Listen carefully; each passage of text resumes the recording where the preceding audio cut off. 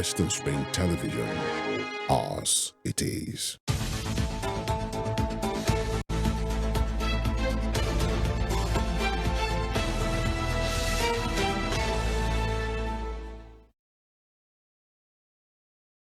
Good morning, Nigeria. Good morning, world. Thank you for joining us again on this morning's edition of Morning Spring on Western Spring Television. And this is what we do at this time, having deep, frank conversations about everything that has to do with the betterment of this great nation for Nigeria. And Femi Ojo is my name. Thank you for staying with me on the program. We look at the headlines, really now, juicy stories and headlines from our major dailies every day.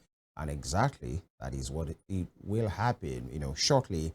And then at the other side of that, we then get talking. We are beaming live from channel 190 on Star Times DTT and also on our various social media platforms rolling on your screen right now, all at Western Spring Television, especially our YouTube channel at Western Spring TV. By the way, talking about education, education is an important part of any serious nation. By the way, you talk about health, talk about education, you talk about the economy, security, prosperity of any nation. Some of these things are interconnected, but then the emphasis that any nation puts on in the education sector is an indicator really to show how serious such people are, how serious such a government, how serious people in charge, are willing to go, to catch up with the rest of the world and maybe to lead, in this particular case, a nation of ours to catch up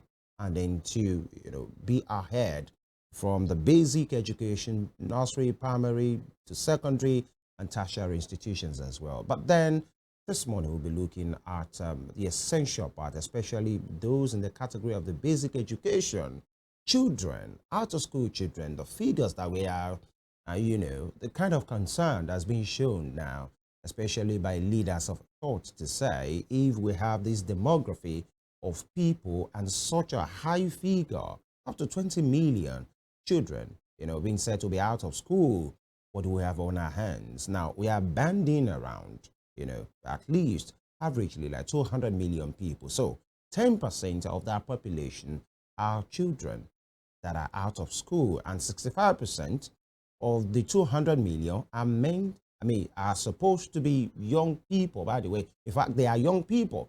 Nigeria has a very active, youthful population.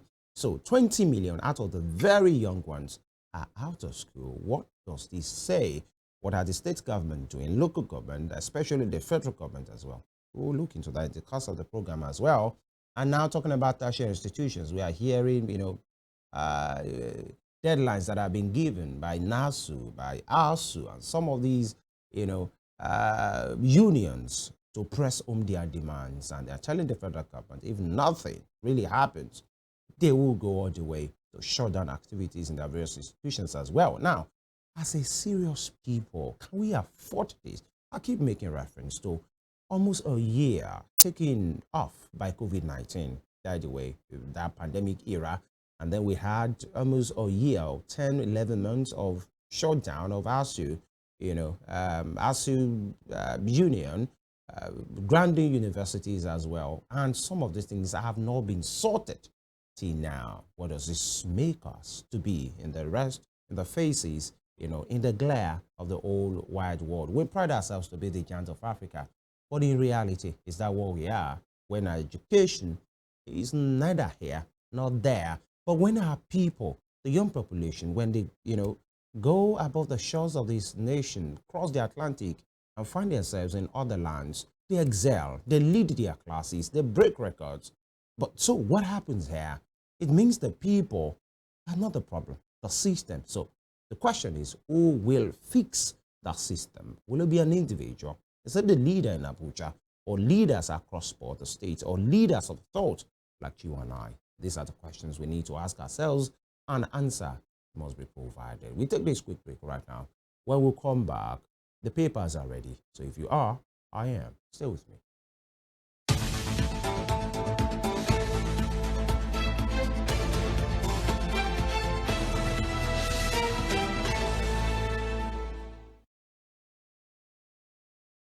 All right, kick starting the headline segment from the Guardian newspaper. The Guardian for today. Pro-masses bills stall at National Assembly as political motions get priority. Pro-masses bills stall as National Assembly at the National Assembly rather at NAS as political motions get priority. You can see the pictorial, you know, illustration of these. The National Assembly, very big bills are being rolled in. Anti-Ashi bill being rolled in by the people. And you see somebody standing at the entrance, at the stairs leading to the National Assembly with a mace in the hand, saying, you know, isn't this too big for the house? Really, the bills that are being carried by these individuals into the house, you know, possibly for legislation and for solution, because legislation, you know, if for the rule of law and for providing solutions as well to people's concerns. And the question from the person standing there, I don't want to give a graphical illustration of the face, he's saying, isn't this too big for the house? And, you know, remember the headline saying, pro-masses bills stall at National Assembly as political motions get priority. Now, these are the issues. Any bill that has to do with the people is stalling. That's what the Guardians are saying. And the things that have to do with politics, you know, the things that has to do with political motions and things that has to do with leaders, you know, possibly remunerations and some of these things, the perks of office. Yes, in a jiffy they have it. I have it. Maybe that's why we are having these pro-masses bills stall at NAS as political motions get priority. That's on page 6 of the Guardian. And just below that, anxiety as court prepares to rule on Kano Council poll. Anxiety as court prepares to rule on Kano Council poll. All right. And below that, Bobrisky did not stay outside prison during sentence, says investigation panel. Bobrisky did not stay outside prisons during sentence, says investigation panel. You can see the picture of Idris there, you know, addressing like what he calls himself as the mummy of Lagos. We learned he was apprehended, you know, allegedly apprehended, trying to cross borders at the same border, that's the border between Nigeria and Benin Republic. And PDP ramps up internal reforms as NEC, NWC governors prepare for critical decisions. And Obasanjo warns of global conflict, says 92 countries fighting 58 wars. Anambra Ebonyi, Imo grounded amid IPOP's denial of seat at home order. The Monday seat at home, you know, in Imo, Ebonyi, Anambra, you know, was maybe largely heeded to by the people in that region. Even as IPOP, you know, they denied, but then that's what happened. And it speaks to the trust the government has in the, in the people as in the government, who will tell them to say, don't worry, go about your normal businesses. And then some of them will try to do so occasionally, you know, they are apprehended, you know, attacked by these non-state actors as well. And then it's more like a shame if actually non-state actors gets to decide exactly what to do per time, and the people will have no choice than to obey because of repercussions from the non-state actors, while we have a full instrument of the state, you know, waiting and doing virtually, you know, nothing really. Away from that, Dangote refinery withdraws suit against NNPCL and others. And EFCC mocks critics, rearranges ex-governor over 5.78 billion naira fraud. EFCC mocks critics, rearranges ex-governor over 5.78 billion naira fraud. Man, I just to say, whatever happens, don't care. Just make sure you do your work and do it, you know, in a very clear and a very fast way as well. That will be all from the front page of the Guardian. From there, I move to the Tribune. Nigerian Tribune for this morning, for today. PDP carpets Ganduje over threat to capture Undo.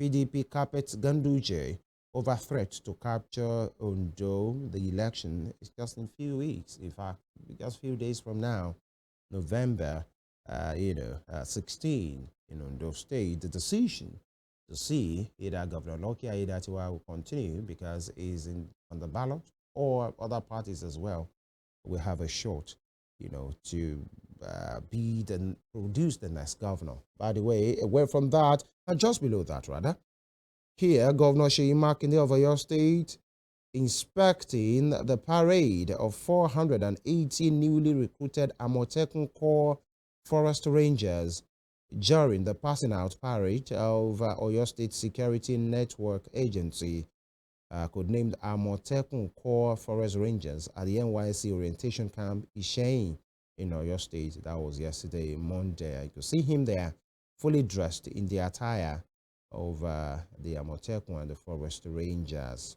Or, okay.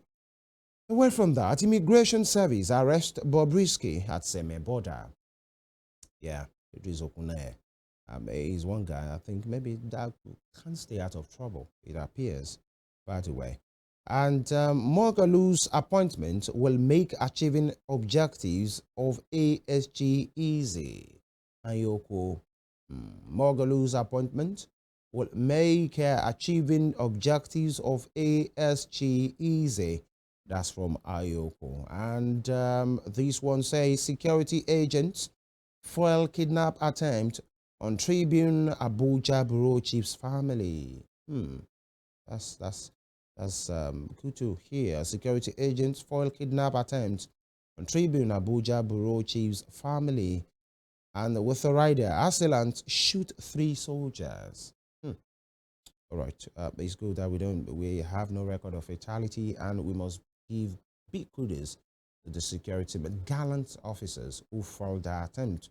We just hope those guys are neutralized and, or better still, arrested, for doing what is against the law. And, cheers to the family that, were saved, by the whiskers. Now, moving on, PDP governors meet over Damagum and Egg.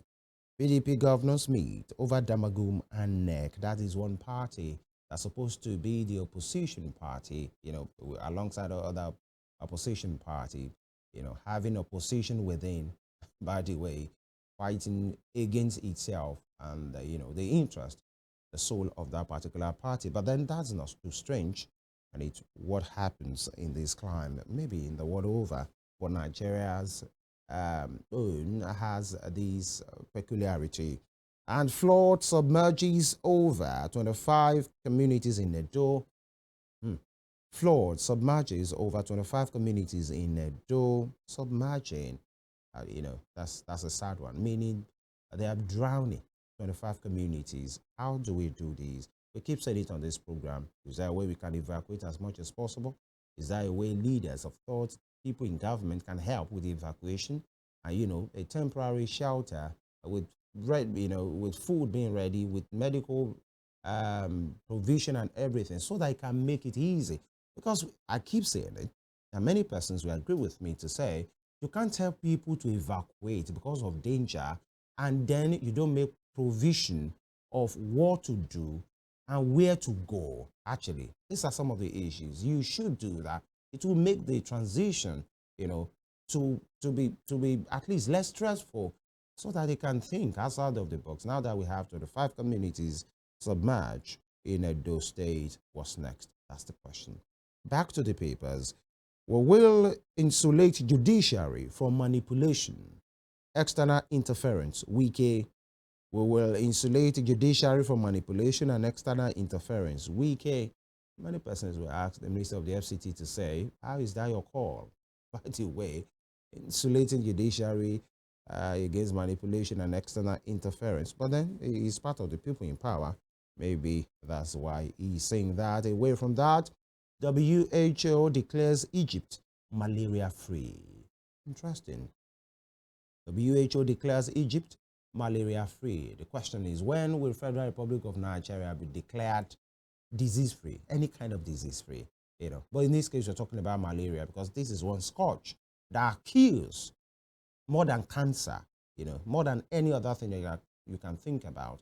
It kills per second, malaria. When do we get to that point?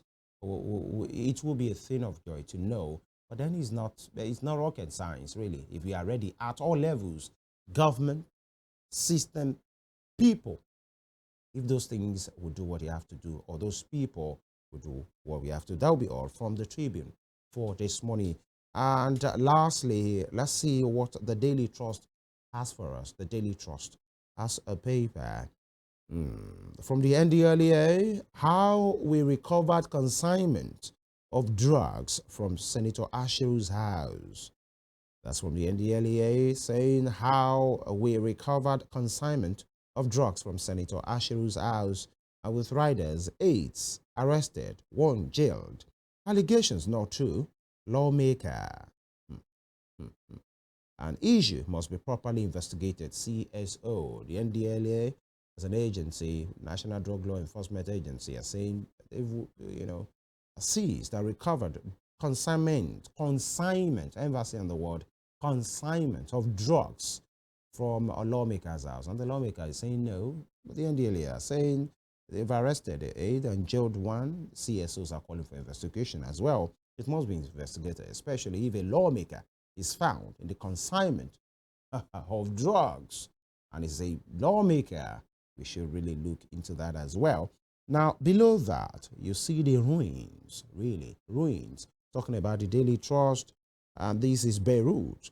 Lebanon people inspect the site of an Israeli airstrike that targeted a branch of the Al-Qad Al-Hassan finance group in Al-Shia. The organization is used by Hezbollah to finance the activities, and it was targeted by Israeli Defense Forces. And you can see the ruins here. That's in the Middle East. And push for Damagum's tenure extension intensifies. And while we arrested Bobrisky, immigration, and flood submerges 25 communities in Edo, sadly. I took that earlier. And Defense Headquarters counters Army, says no acting chief of Army staff. And this is still fairly, that's called by many persons to say, where's the chief of Army staff? He has been said to be on leave, but many persons are raising eyebrow, especially by his health. Now, Dangote withdraws 100 billion naira suit against NNPCL. Others over import licenses. Bandits kill travelers, abduct others in Zamfara. Here we go. Bandits kill travelers, those ones, their lives can never be retrieved, and now abduct others in Zamfara. The trouble, the trauma starts again. A recurring decimal. These are the issues as well. When do we get to that point, that we'll open the pages of a newspaper and for like a month, we won't have anything about kidnapping. We know crime is all over the world, but this issue of incessant kidnapping and abduction, and terrorism, terrorist activities, looking like it's now, sadly, except we want to deceive ourselves, it's looking like it has come to stay. It's looking like it's now a part of us, more like a business, more like an industry. And these are some of the issues that we keep talking about. For a nation of the prowess of Nigeria, we can surely do better. And lastly, African leaders launch the African School of Governance initiative, names Professor Mogalu as inaugural president. That will be all from the Daily Trust newspaper. Many juicy headlines, by the way. After this quick break, when I come back, I'll be talking about what I said earlier about the out-of-school children. It's a scourge. It's a menace. How did we get here, by the way? And then how do we wriggle out our way from these? Where do we take it from the local government, the state government, or the national? What do we do at this time? I'll be speaking with a critical stakeholder, somebody that has worked on this part, working on this particular topic, and of course, be on education. Stay with me.